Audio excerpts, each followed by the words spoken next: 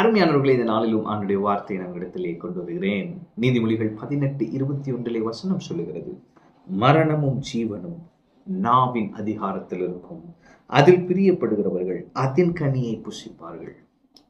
அப்ப அதின் கனியை புசிப்பார்கள், அதில் பிரியப்படுகிறவர்கள். அப்ப நாம் எதிலே பிரியப்படுகிறோமோ அதின் கனியை புசிப்போம். எதில் பிரியப்படுகிறோம் என்பது எப்படி விளங்கும்? நாவின் அதிகாரத்தில் விளங்கும். நாவின் வார்த்தைகள், வாயிலிருந்து புறப்படுகிற வார்த்தையினால் விளங்கும். எனவே இன்று நான் உங்களை பார்த்து சொல்கிறேன், உங்கள் வார்த்தை வல்லமை உள்ளது. நீங்க பேசுகிற ஒவ்வொரு வார்த்தைக்கும் வல்லமை இருக்குங்க. நீங்க பேசுற ஒவ்வொரு வார்த்தையும் உங்க வாழ்க்கையில ஒண்ணு நன்மை செய்யும் அல்லது தீமை செய்யும். ஒன்று ஊன்றக்கட்டும் அல்லது இடித்து போட்டுரும். எனவே உங்க வார்த்தையின் மேல கவனமா இருக்கணும். என்ன பேசுறோம், எப்படி பேசுறோம், ஒவ்வொரு சூழ்நிலையிலும் நம்ம என்ன பேசிட்டு இருக்கிறோம், ஆண்டவர் பார்த்துட்டு இருக்கிறாரு. அந்த வார்த்தை வல்லமை எழுது, பிசாசும் பார்த்துட்டு இருக்கிறான். எனவே வார்த்தை விதை போன்றது.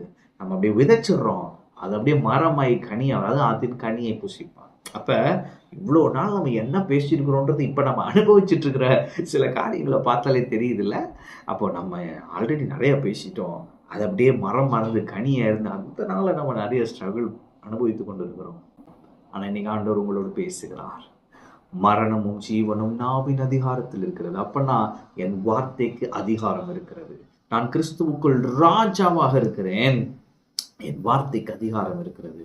நான் மரணத்தை பேச மாட்டேன், நான் கவலையை பேச மாட்டேன், நான் மனசோர்வை கொண்டு வரும் காரியங்களை பேசவே மாட்டேன், பிற்போக்கான காரியங்களை என் வாயிலிருந்து புறப்பட பண்ணவே மாட்டேன். எனவே நான் பேசுகிற வார்த்தை ஜீவ வார்த்தையாக இருக்கும். நான் பேசுகிற வார்த்தை ஜீவ வார்த்தையாகவும் ஜீவ வார்த்தைக்கு அடிப்படையாகவும் என் வார்த்தைகள் இருக்கும் என்று நீங்கள் தீர்மானம் எடுத்து ஒவ்வொரு நாளும் ஜீவனை பேசுங்கள். ஜீவனை பேசுங்கள், ஜீவன் வெளிப்படும். ஆமென். உங்க அற்புதத்தை பேசுங்க, அற்புதம் வெளிப்படும். பிரச்சனையை பேசிட்டே இருக்கிறீங்க, அதான் பிரச்சனை பெருசாயிட்டு இருக்கு. எனவே இன்னைக்கு ஒரு மாற்றம் ஏற்படட்டும். என் வார்த்தைகளை நான் கவனிக்கிறேன், நான் ராஜாவாக இருக்கிறேன். என் வார்த்தைகள் தேவ வார்த்தையாகவும் தேவ வார்த்தையின் அடிப்படையாகவும் இருக்கும். எனவே நான் இனிமே பலவீனன் என்று சொல்ல மாட்டேன், நான் பலவான் என்று சொல்லுவேன்.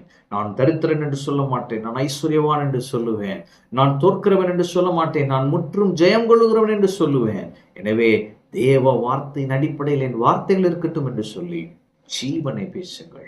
மழையை பார்த்து பேசுங்கள், பிரச்சனையை பார்த்து பேசுங்கள். கிறிஸ்துவுக்குள் நீங்கள் யார் என்பதை அறிக்கை செய்து கொண்டே இருங்கள். ஜீவன் வெளிப்படும், அற்புதம் வெளிப்படும், உங்க சூழ்நிலை மாறும். நீங்க ஜீவனை அப்படியே அனுபவித்துக் கொண்டே இருப்பீங்க. அந்த லைஃப் வித்தியாசமான லைஃபா, ரொம்ப பிளெஸடா, ரொம்ப ஆச்சரியம் நிறைந்த வாழ்க்கையா இருக்கும். எனவே நான் சொல்லுகிறேன், உங்க வாயின் வார்த்தைகளுக்கு வல்லமை இருக்கிறது.